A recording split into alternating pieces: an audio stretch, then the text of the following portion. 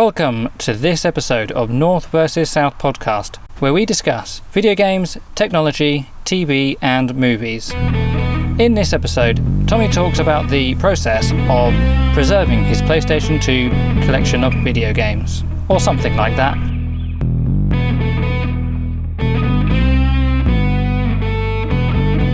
Yeah, so Josh, I decided to eventually get round to the PS2 backing up of my old games that I've been putting off for a number of years now.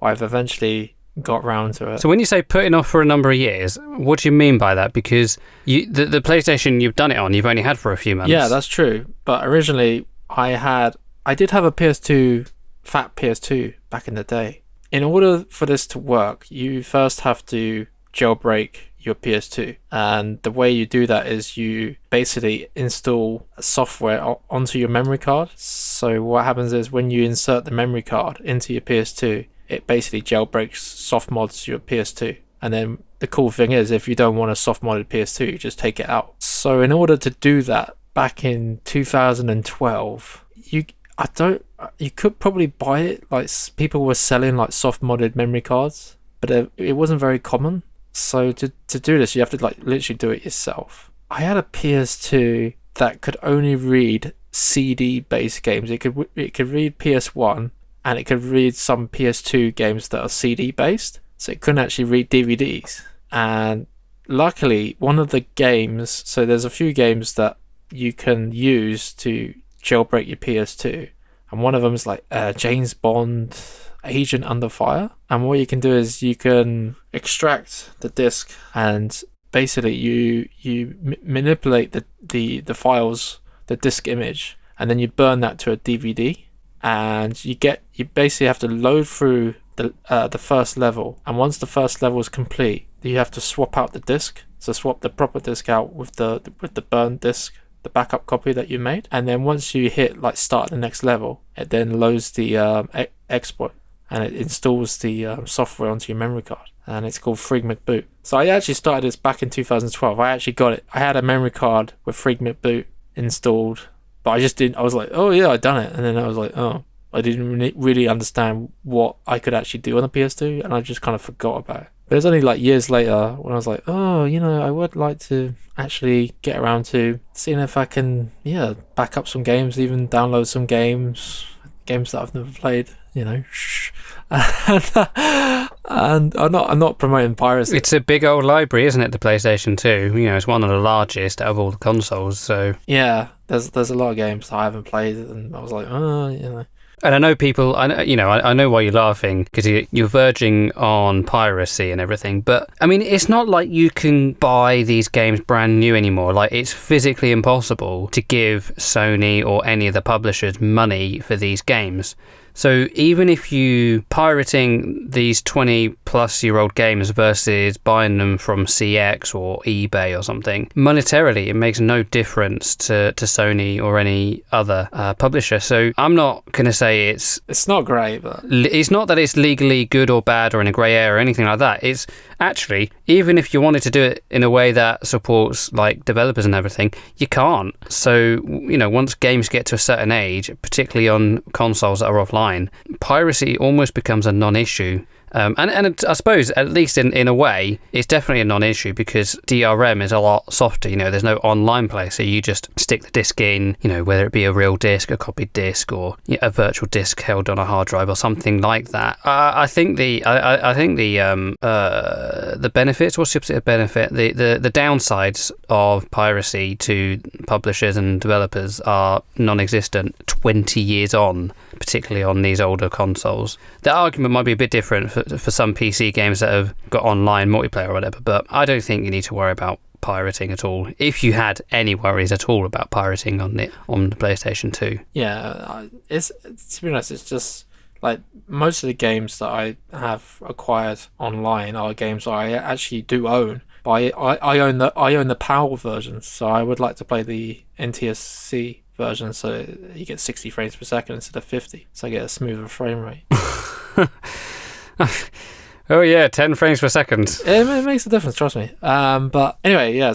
but that was like back in 2012, and I kind of just forgot about it. Yeah. So recently, because of like lockdown, you get that kind of nostalgia. Because of COVID, you're like, oh, I got a lot of free time. Yeah, a lot more free time. So I was thinking, oh, I did have that fat PS2, but I can't find it. I don't know where it is. I think my dad must have chucked it out. I've looked in the loft, I just couldn't find it. But luckily, you did have a PS2 and you have no longer any more space to use it, so you gave it to me. Nope. Yeah, I did. And the only caveat is that PS2, its laser is quite... It's really faded, or Yeah. it's really... It takes about... It works, but it takes about 3 minutes to load the disc. Yeah, I got a bit of an... But once it gets loaded in, it's not a problem. So actually, for your project, it's kind of perfect, because unless you're loading from disk, in which case each one's going to take 3 minutes longer. Yeah. I mean, it still works as a disk drive, but if you're copying, you're saying you're doing it via the computer, and I'll let you go into in more details, but, if you're just copying it from the computer and then launching it off the hard drive, it's actually a perfect PS2 for that. It is, but I got more to add to that story, pretty much. So basically, yeah, the first thing first is I've got the free McBoot memory card. I have to say, every time you said that, free McBoot, you said it in person, Yeah. you've said it on audio, and you've written it down, and it just makes me think about McDonald's, and Oh, I'm sorry, I man. want to go get a hamburger now. Yeah, I don't know. That's what the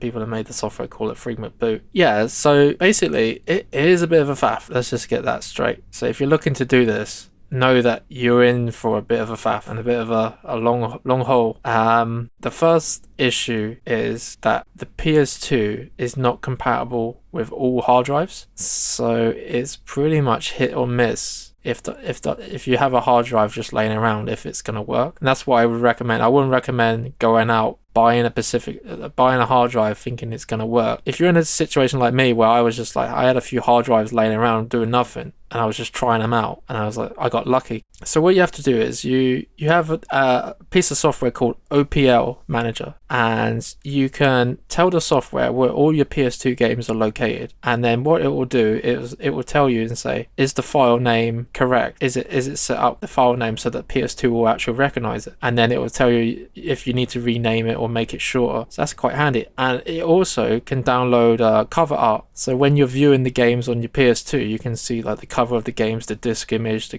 case and everything. So it looks quite nice. So that was quite easy. But before that, so you have to format the hard drive that you're going to use, and then install the games, the ISO images onto the hard drive. So I did about 90. And then I was like, hold on a minute. Everyone says online, like, there's no guarantee that this is going to work, your hard drive. So I did about 90, and then I stuck it. So I bought an adapter as well. So you can only do this with the fat PS2, by the way, because you need the expansion bay at the back. You can't do it with the slim. So you need a fat PS2 if you want to do the hard drive. At the back of the PS2 fat, there's like a little slot, and it was used originally for the network. You could like attach like a network port to it, but you can buy like a little adapter that you can then attach like any hard drive, like SATA hard drive, SSD. I had a 500 gig SATA hard drive just laying around, so I used that. Put 90 games on there. I put it in, and then you have to load up another piece of software that's linked to OPL Manager called OPL. You have to open that piece of software, then come out of it. It's supposed to put some files on the hard drive. In my case, I got like a weird error saying like error 221. At first I was thinking, it's maybe the hard drive is not been detected or anything, but I realized I could hear the hard drive turning on, so I know it's turning on the hard drive. So I was thinking, okay, so it is recognizing the hard drive. It knows it's there. Sorry, at this point, is OPL running on the computer? No, this is on the PS2. OPL Manager's on the computer, and then you got OPL on the PS2. So it's kind of the same program, but OPL is the software you use. Right. Yeah. Okay. On the PS2 to run the games. So I opened it up, closed it. It gave me this weird error, and then I looked online. They were saying stuff like, the adapter only works, like the actual adapter that you're using, the SATA adapter only works with like certain, not the newer OPL. You have to have a specific adapter for it to work with the latest OPL. And I was like, okay, is that the issue then? Is it because what happened was I found another hard drive just laying around that I had, and I installed another game, just one game, onto that hard drive, stuck that in, but I got a different error. So I knew that error was just telling me, oh, that hard drive is just not compatible. It didn't work. Basically, I loaded the software and it says, oh, cannot detect hard drive. So I knew that hard drive is just not compatible. I was like, oh, okay. So I put in the other hard drive back in. I was like, maybe if I can like find an older version of the OPL software, because I downloaded the Lotus software and put it onto my memory card via USB, because I moved it from my USB drive onto the memory card, and then you can load it from your memory card. I had a bit of a hard trouble trying to find an older version for some reason. I was looking through my memory card. There's like a file explorer in the memory card called ULaunch Elf. I was looking through my memory card and I was like, oh, wait a minute. When I installed Frigment Boot back in 2012, it already installed OPL, a version of OPL back in 2012. So I loaded that version of OPL and then closed it off, and it worked. It detected the hard drive, detected my games, and detected all the cover art and everything. I was like, oh, this is great. And then I was like, wait a minute, because all the files now has been created on the hard drive, what if I load up the new OPL? Is that going to work? And it did. It works. So the old software managed to create the files that needed to be created, and then now the new software, the latest version, works fine. But I will say another thing. The adapter that I bought, and I've seen online, I've read online as well, most of these adapters, they are so badly made that the connector, it's very flimsy. Like, it can just come off very easy. And some guy, so he recommends like, oh, get like a cornflakes box, cut out like a rectangle. Yeah. Seriously, yeah. And it does work. It does work. And it's like, and then put that between the hard drive, and it's like, you put that in between that, and it makes it more tight, so then it's not rattling around, and it's less likely to come out. But I'm still having that issue, unfortunately. I've tried putting it in the cardboard. It has helped. But every so often, like if I move the PS2 like very slightly, it says it basically says like, oh, I can't detect the hard drive, and it's really annoying. So I have to just take it out and reconnect it back up, and then it's very cheap, you know. But yeah, so it does work. And would you do better, because obviously the SATA adapter that you have isn't the official one, is No. it? It's some random guy making yeah, it. some third party. Would you do better with the IDE version and then an IDE to SATA bridge? Yeah, well, you would have to find the official PS2 network adapter for that, and that would probably work a lot better. I've got a third-party one, and I think it's just I don't think the speeds of a SATA drive are that beneficial on a PS2, is it? Well, the reason to go with SATA is because IDE, you could just, if you have an IDE hard drive, yeah, just use that, but in terms of space, you're not going to get as much as you're going to get as a SATA drive. Yeah. And it's going to probably cost you a bit more. I got the games, the 90 games, and I was like, wait a minute, I've still got like 120 gig left. And this is a 500 gig hard drive. I've got 120 gig. So I was like, there's another piece of software called HD Manager. And what that does, you just put in your disk, reads the disk, and it installs the game onto the hard drive. That's all it does. So I have all these games. I was like, oh, might as well just do that. I've got all this. Oh, right. Okay. So, sorry. The application reads, once it's on the PlayStation 2, it copies it from the disk to the PlayStation hard drive. Okay. Yeah, I see it. Because I was like, I've got 120 gig. I've got all these games around me that are probably going to rot or just get damaged or God knows what. Might as well create backups of them. So I started creating backups of them. But like you said, the laser, it takes a good while for it to recognize the disk, and then it has to install it. So it was taking so I work from home mostly, and every morning I might set one off, and it takes like a good hour just to install the game, and they're only like 2-3 gigs. So, but it was fun. I was like, yeah, just let it do its thing, and then I'll come back in like half an hour and see how it's getting on. And then I got to a game, GTA 3. I've had since 2001, and in the software it will tell you if there's any errors on the disc. This is quite handy for people who are collectors, because some people, they like collecting discs and they want to make sure that the disc that they own is actually a working disc and there's no corruptions or there's no errors. And that's why sometimes they put it in their computer and they like rip the disc and make sure that it can rip 100%. So this is just another method of doing that, but it takes a lot longer. So that game, it says, oh, there's a few errors. Do you want to continue? I was like, yeah, if you can. I know there's errors. So with that game, it managed to complete but there was a few errors, but it managed to get saved onto the hard drive. And then I did a few more games, and then I got to FIFA Street. Immediately I got 1,000 errors. 1,000, like, and I got about halfway, and it was like, do you want to continue? And I stupidly put yes. And then I left it for like an hour, and it didn't move. And I noticed that there's like a write and read speed, and that was at 0. It wasn't doing anything. I was like, oh man, the lasers just completely can't read it. It's gone. Like, you just can't read it. So unfortunately, I just shut the console off. And unfortunately when I go into HD Manager, it doesn't load. It won't go in there. But the only positive is that I can still get an OPL, and I can still access the games on the hard drive. So I could probably fix it by taking the hard drive out, put it in the computer, format it again, and then put the games back on there and do the whole process again, I suppose. But I just can't be arsed. I'm just like, I've got like 110, 20 games on there now, and it's only got like 70 gig free. It's like, yeah, I could put more games on there, but it's just not worth all the faffing around. I've got enough games on there to play like a good lifetimes. For many years. Yeah, it's like when I'm an old man, I'm like, oh yeah, oh, I remember I've got this PS2 somewhere that has all these games on the hard drive, and I can play them whenever I want. Thing is, when you're an old man, that hard drive and that PlayStation 2 won't exist because, physical wear will just come to it. You'll need to make sure you've got backups, copies of that entire hard drive, multiple copies of it. Then things like capacitors are going to go. Yeah, that's think about when you're an old man, you're going to be 80, that PlayStation 2 is going to be 70.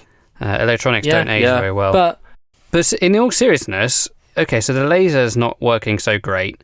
Why don't you just rip them on your PC and then add them to the hard drive using the OPL? I could do, but I don't want to take the hard drive out. It's too much of a faff. I just don't want to do all that nonsense again. You could do, yeah. You could just... And that's what I did in the beginning. Yeah, could you add them all to your PC over a couple of months or whatever, just like slogging away at that, and then take the hard drive out once and put it in the PC and then put it, do the transfer? Yeah, absolutely. That's what I should have done, but to be honest, I had like 90 games. How hard is it to remove? It's not hard at all. It's quite... I know you say it's got it's a bit rubbish, the adapter, but isn't it just a sled that you pull the hard drive out of? It's not that much hard work, is it? It isn't.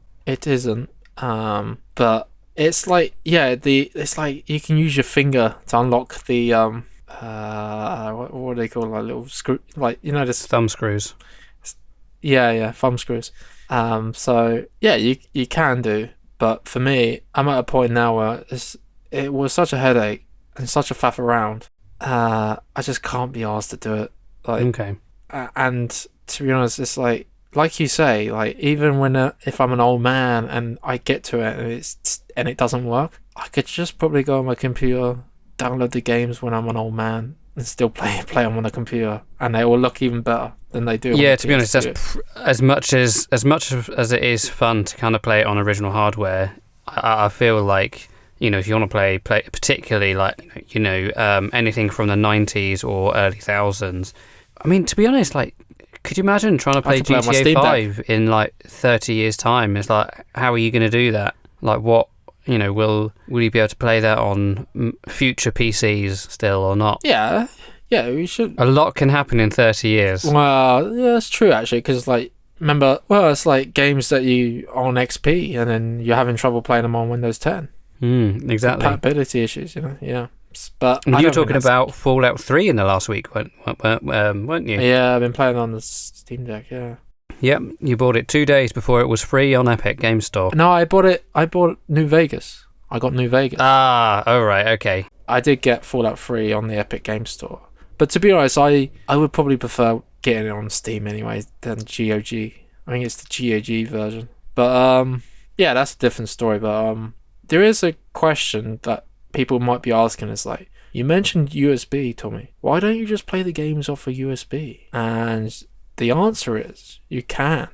You could just attach a USB external hard drive and play the games from the external hard drive. But the caveat is that the PS2 USB slots are USB 1.0 and not even USB 2.0. So they're so slow that some of the games have compatibility issues. So mostly it's the cutscenes won't play or be very slow. And some games, some of the gameplay is like really, the frame rate is just unstable.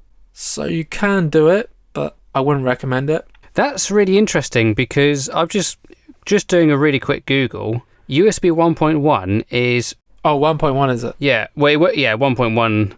It's about 3 times faster than a CD drive and about twice as fast as the DVD drive. So it's got the bandwidth, but it won't. Obviously, it's not optimized for that. So there might be other stuff in the way. What about the Slim? Is that 1.1 or did they upgrade to 2.0? It's the same. It's 1.1. Even the hard drive though is not 100% compatibility. There are going to be some games that might lag. So don't think this is going to be 100%. Like, you're going to get faster load speeds as well compared to a disc, but you're going to get a lot better results than USB. I've only had one game I've played that was like some fighting game. I was playing and it like lagged for like 5 seconds from changing to cutscenes, and that was it. Not the end of the world. Like, you might not even notice it too much, but when you see stutter, you kind of get used to it. And you're like, oh yeah, that's stuttering a bit, isn't it? With the PS2 Slim, so there are new methods coming available. What you could do is you could just buy a bunch of DVD minus Rs and burn them to a disc, the games, but then you're using the laser, and the laser will just go eventually. Like, but you could do that if you wanted to. You could just, and that's more of a long process, where this is like a bulk.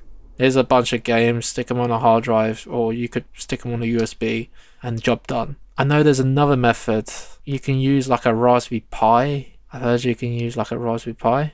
There's a method where you have the memory card and it has like a SD adapter slot, so you can stick in an SD card, but that has compatibility issues as well. So yeah, the best option is the hard drive, but you need a fat PS2. But it's a lot of faffing around compared to probably a USB. In terms of getting the rest of those games on, how do you feel about replacing the laser? I found one for £3 on eBay. It's not worth it. I can't be arsed. I have no idea what the installation process would be. Probably soldering required. Probably hard, but yeah, soldering. What I could do though is find another PS2 fat that has a working laser and just swap everything over. Like, just take the PS2 hard drive out, put it in that one, and put the memory card in. It should all just work. Yeah, I mean, they're like 25, 30 quid on eBay. They're not fantastically expensive. And I will say that laser was in full working order when I gave it to you. It was just slow. Oh, yeah. I would play San Andreas, and it would just be a case of turn the game on and just go downstairs and make a coffee. And by the time I come up, it would be at the loading screen, press start to press X to launch the game. And to be fair, it took a long time to load the game. No, it took a long time to read the game. The loading was absolutely fine, and the playing of the game was absolutely fine. And obviously, it's never... When you're copying data off of it, it's not designed for sustained use. It's just accessing the disk when you're going to different areas and loading them into memory and out of memory. So it's not constantly in use when you're playing video games. It's only when you're loading stuff in. So when you're ripping it off, that's obviously putting more stress on it than the tired laser kind of really needs. Yeah, I think it's down to the fact that the game that it was FIFA Street is an old game, and I've had it for years and years and years. And to be honest, it's been in the shed. It could be that it was a dirty disc and it was skipping and it was just stuck on like one bit. Quite literally, it's just going round and round and round and round, and it just keeps trying and retrying. And it's trying to do the error correcting and all that kind of stuff, and then it just eventually died. Yeah, but like you said, it's not the end of the world, because I've got so many games on there. It's just it's crazy. I was thinking, like, what I should do is just go through one by one each game that I've put on there. And the thing is, the way that I've done it is I literally did some research. I went through Metacritic. I was like, the best games ever made for the PS2, and I stopped around about 79. So games above 79, and I got about 90. So there was about 92 games I put on the hard drive. I've got all of the best games that people love that are voted are the best games on Metacritic. So, and then I've put my own personal collection on there, and I managed to put like 15, 20 games on there. And what's left is games that I'm not, like FIFA games. like FIFA 2004. You only need one FIFA game anyway. You don't need 7 of them. So you have spoken about the process of getting the games on, and you've spoken about the faff it has been both via the computer and via the disc. Once the games are on, what's the process of launching it? What's the and then when you're in the game, does it feel any different behavior? Is it all right? Is it not all right? Like, what's it from that perspective? Is it usable, or is it something when you're in the game you have to constantly worry that it might crash at any given second? So the first thing you have to do is make sure you got the memory card inserted, and it will load. You power on the console, and it will load a menu system. Then you go to OPL. In OPL, you just go to the hard drive section, and it has a list of all your games. Select a game, and it will just load like it would normally. And no, I don't have any fear of it crashing. The load times are a lot quicker than loading from my disk. That brings me on to a point I really want to make quickly. If you really don't care about the content on your disk, on the hard drive, don't buy an SSD. Just buy a hard drive. There is no point buying an SSD over a hard drive. There are no speed differences. There might be like a 0.1 of a second faster difference to using an SSD over a hard drive, but it's just not worth it. Like, you could buy like a 2 terabyte hard drive for like 30 quid, 40 quid on Amazon, and then a 2 terabyte SSD 130, for your PS2. Yeah, massive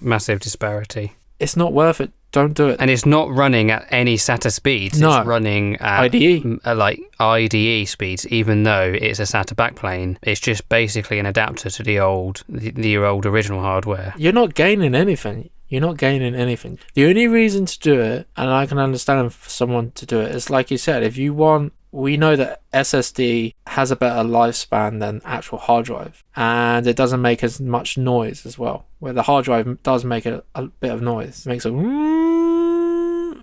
so if those two things really matter to you, then get the SSD, but if you're not really bothered about that, just get the hard drive. And if I was you, like you were saying, you could just back up the hard drive, and if it does go, then just buy another hard drive and put it back on. Just restore it. There is software to do that on OPL, I think. Are PlayStation games compatible with it? No. Yes-ish. It's complicated. So, PS2 has a PS1 emulator. I do now, yes. What does it? Yeah, no, it has like a CPU, doesn't it? It mimics the PS1. It actually has hardware, doesn't it, in the PS2? So it's quite complicated, but basically, in order to use the hard drive and to use the PS1 emulator / hardware, it's impossible. It can't do two at the same time. So someone created an actual a PS1 software emulator. Okay. Yeah, in the PS2. So you can do it, and that is more of a faff because you have to convert your PS1 disk images into some really unique file format. See, because I'm aware there is a bit of program where you can actually, there's an emulator for the PC, and you just put your PlayStation game into your PC and run it straight from the disc. That is way too much work. Yeah, so you have to convert the files, and then you do the same process. You can load up OPL and transfer the files onto the hard drive. I think you have to designate on the hard drive itself. You have to designate some sort of disk space for it as well. You have to allocate some disk space for it. So yeah, and that the compatibility is not 100% like it would be if you were just playing it from a disc. You're gonna have issues, so it's just not worth it. So I could do it if you really wanted to, but I don't recommend it. It's not worth. PS1 games on the PS2 hard drive just don't do a lot of faffing around. But some people like to see their PS1 games, and some people want to preserve them, even if it's on at least they have it on the hard drive somewhere. So if you want to do that, but you just know that the PS2 has the PS2's PS1 software emulator is not very good. You're better off jailbreaking your PS3, ripping all the games to an external hard drive, and then you could have them on external hard drive, or move them into the internal PS3 hard drive and then play them off the PS3. because that has a much better emulator. But yeah, no, it's been fun. Once you wrap your head around the process and you've managed to get it done, then you feel like, yeah, you could probably do it again if you really wanted to. I've learned something, but I probably wouldn't recommend like a newbie to do it. I would probably find something else, like maybe like jailbreak your PS3 or something a lot more easier if you want to get into something like that. I kind of saw it as a project. I was like, oh, I'll see if I can do this and get all of my games backed up and get some games that I've never played before and just get them onto the PS2. So then if I do get bored one day and it's like I've got nothing to do, oh yeah, I've got that PS2 lying around that I can use. So now that you have done it, have you actually sat down and spent real time playing games outside of just testing that the system works? I have, but the caveat is that I don't, because I only had one memory card and I've used the I put FreeMint Boot on the memory card. You can save games to it. But what? Can you not save games to the hard drive? Can you not have an emulated memory card? No, I think you can. You can. But some games you got to be careful because they're like, I think like Metal Gear Solid 2 or 3, it can corrupt everything and brick your console. So you got to be careful. Just buy another PS2 memory card. I was going to say, have you not bought another one? I was going to get one. It's only like £7 on Amazon. Yeah, they're quite. Do you want to know cheap. something? Because we've moved recently, there's a PlayStation. I think it's a PlayStation 1 memory card in one of the car doors. It's just been there. I don't know how long it's been there. It's just sat there. Yeah, it's just in the car door. I saw it the other day. It's obviously fell out of a box as we were moving or something like that. Oh, okay. But you can't have it because obviously that's got our game saves on it. Obviously, when I gave you the PlayStation 2, both of them, I gave you everything but the memory cards, because obviously the memory cards, if we ever got another console in the future, I might want to go back to my old San Andreas or Nightfire save, so I've decided to keep those out of anything else. Oh, and I will say, obviously I gave you the official PS2 controller, a third-party PS2 controller, but most importantly, I gave you a component cable. Oh, yes.